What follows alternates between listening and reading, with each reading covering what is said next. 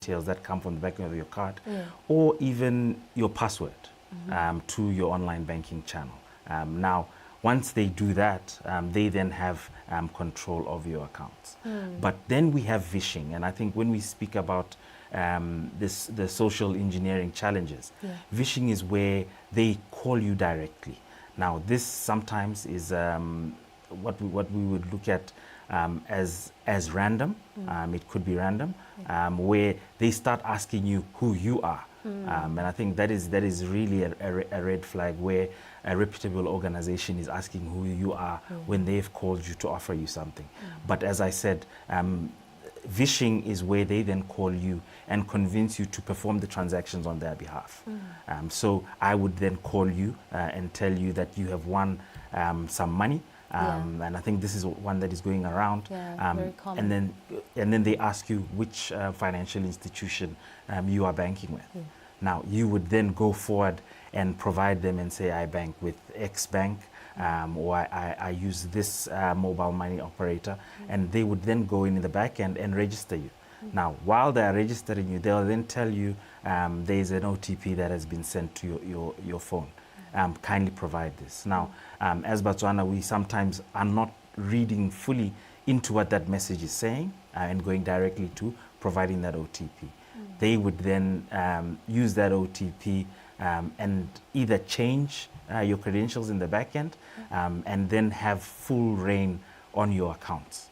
So I think phishing is the order of the day that is going around, and we really need to be alert on that. All right, thank you for also giving out the red flags right there. Maybe we can also speak about other scams that we see happening, that they may not be online or through phones. We have seen a trending of recent where you are at an ATM and you're about to cash your money, and somehow somebody just tricks you to cashing money and they walk away with your money. Can you just explain that for us, and really what we need to be doing, how we need to be handling ourselves at an ATM, even if it seems like somebody's inconvenienced and you need to help them? So I think the key thing at ATMs, I think there used to be a fraud that was very rampant back in the days, called a Lebanese loop. This is where they would trap your card within the ATM.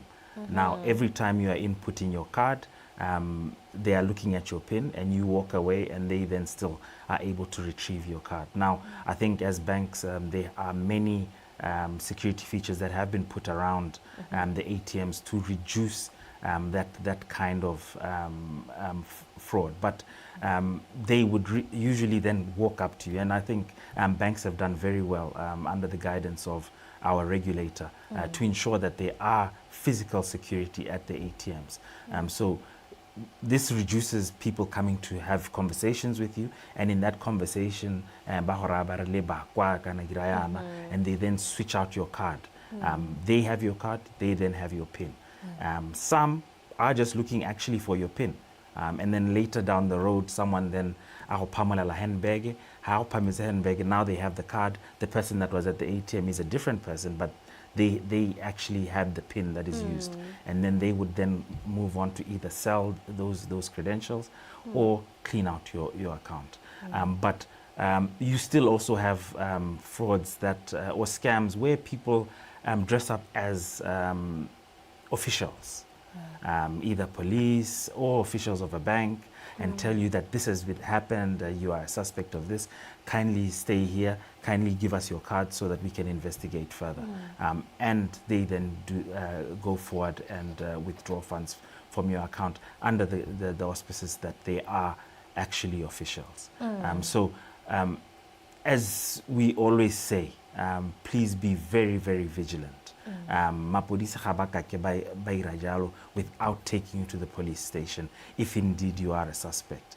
Neither will a bank call you or any reputable company call you and ask you for details that are outside of that. Now, we will always say, if this does happen, I think the key thing is you need to contact your bank immediately. One, for you to be able to block your accounts, they haven't already taken funds from you, because these discussions and going back to the social engineering, o We tharabologela. a bit later. Yes. Now, the target is not only our elderly clients or Batswana, it is even you and me. In this day of betting and trying to be able to have more money than I actually have, we are always looking for that miracle deposit.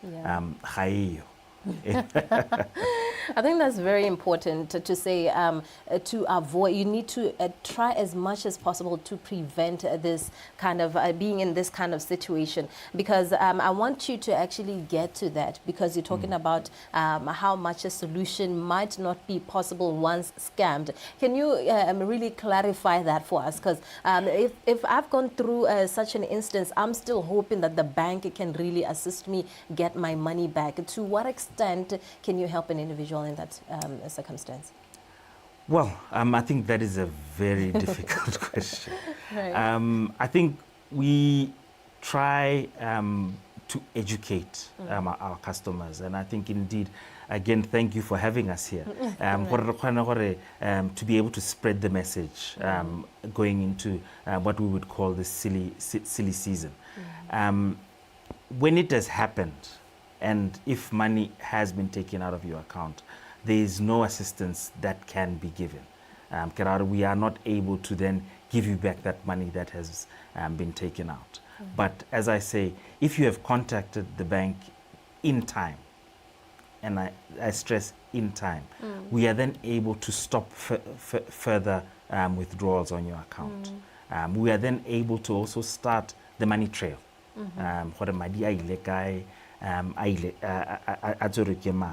Now, by sharing information with the relevant authorities, again, then the case starts rolling very quickly. Now, you asked what other scams there are. You can also find yourself not being a scammer, but being part of the scam. All right? So I will call you Miss K and explain to you, Orkana, I'm having challenges with my KYC. Right? Standard Chartered has blocked my account. I'm expecting money. And so on. Could you please give me your bank account details? Right? And you know me, or we've met once or twice, TV, and you've seen me around, and nothing, you are none the wiser. You are just being your helpful Miss K, right? The money then comes to your account, and then for some reason, I then start telling you, no, I send my mobile money account, I cash and you do the same. Right. Now, when we do that money trail, Miss K is now part of the scam. And it's very difficult for you to convince anyone to say, I didn't know anything about it. Because when the relevant authorities come to you, you start, the alarm bells start ringing. So you need to report, but also don't get caught up in the scam. That's very interesting. Thank you so much. Also enlightening. Maybe we can also talk then about what Batswana can do, because what we've seen is in some of these scams or fraud happenings is that I'd be saying, and nobody is reacting, because people are wondering if you're actually telling the truth. That somebody actually says, and then it seems like, no, I and this person are just having a silly fight, and it's not really a scam or a robbery. So what should we be doing as the community, especially at places like ATMs? You see that there are two people right at the ATM, and they're working on the cashing together. None of them is a security person. So what should we be doing right there?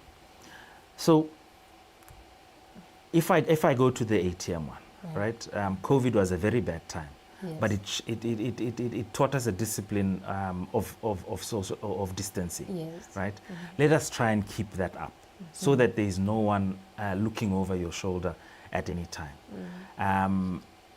When you are defrauded, I think sometimes it looks like you are not in a good space.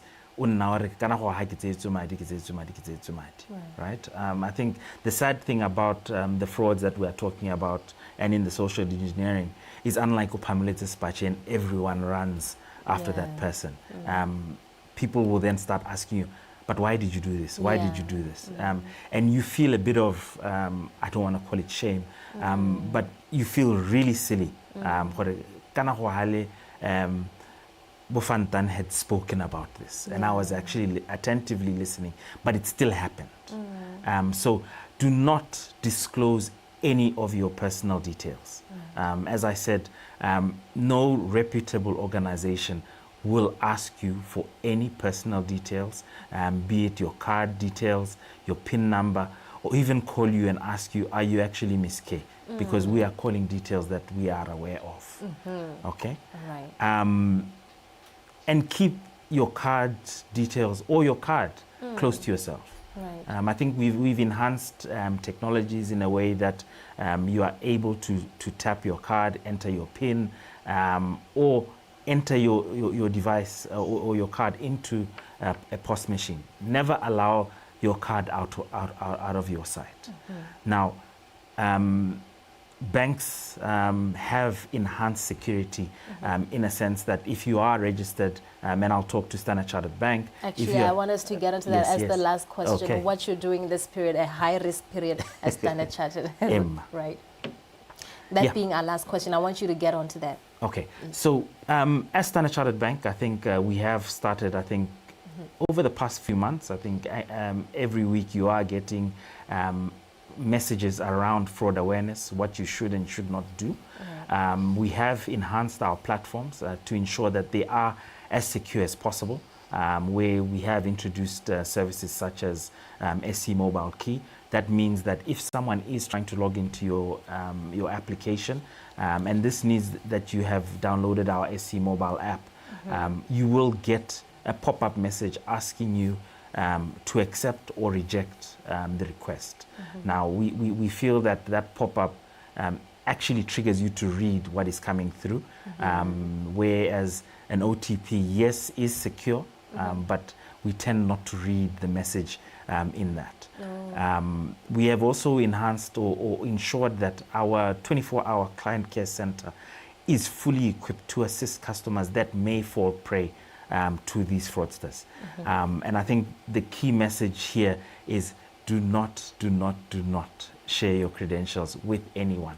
This would include loved ones or strangers. I know we tend to share our credentials with our loved ones to say, not everyone has your best interest at heart. And we do speak about this being a random fraud. Some is quite targeted. Whereas you will tell me, and in that, now fraudsters are very aware that you have funds and now then become the target. When we were growing up, our parents never used to tell us anything.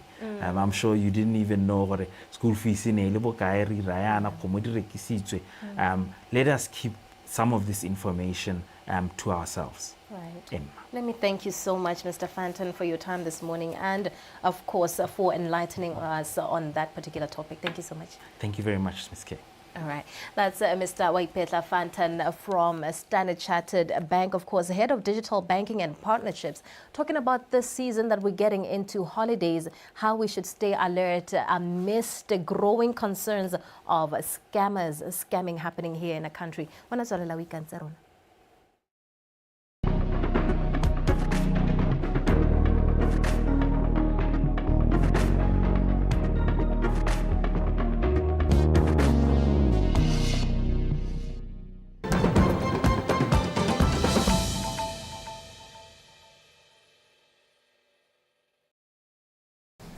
We made it clear that we are a human rights-based government.